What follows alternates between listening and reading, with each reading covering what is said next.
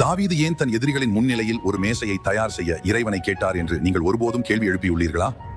Sam's 23 உள்ள இந்த சக்தி வாய்ந்த உரை வாழ்க்கையின் போராட்டங்களை நீங்கள் அணுகும் முறையை மாற்றக்கூடிய ஆழமான உண்மையை கொண்டுள்ளது.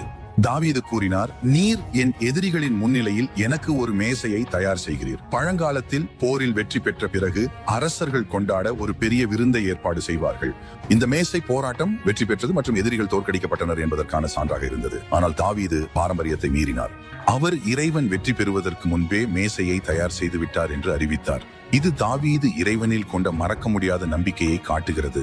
போராட்டம் எவ்வளவு கடினமாக இருந்தாலும் இறைவன் வெற்றியை ஏற்கனவே உறுதி செய்து விட்டார் என்று அவர் நம்பினார். தாவீது இறைவனின் திட்டம் ஏற்கனவே செயல்பாட்டில் இருந்ததை அறிந்து போராட்டம் முடிவடைவதற்கு முன்பே வெற்றியை கொண்டாடினார். உங்கள் சவால்களை இவ்வளவு நம்பிக்கையுடன் எதிர்கொள்வதை கற்பனை செய்யுங்கள். புயல் முடிவடைவதற்கு முன்பே கொண்டாடி இறைவன் உங்களுக்கு வெற்றியை ஏற்கனவே தயார் செய்து விட்டார் என்று நம்புங்கள். நீங்கள் போராட்டத்தை எதிர்கொள்ளும் போது இறைவனின் வாக்குறுதிகளில் நம்பிக்கை வையுங்கள் மற்றும் அவர் உங்களை முன்னதாகவே சென்று விட்டார் என்று நம்புங்கள். தாவீது போல இருங்கள். உங்களுடைய வெற்றியை அது நிகழ்வதற்கு முன்பே கொண்டாடுங்கள். இறைவன் எப்போதும் உங்களுக்காக வேலை செய்கிறார் என்பதை அறிந்து நீங்கள் நம்பினால் ஆமென் என்று கருத்து தெரிவியுங்கள் மற்றும் இந்த வீடியோவை பகிர்ந்து இறைவனின் தயாரிப்பில் நம்பிக்கை வைக்க மற்றவர்களை ஊக்குவிக்கவும்.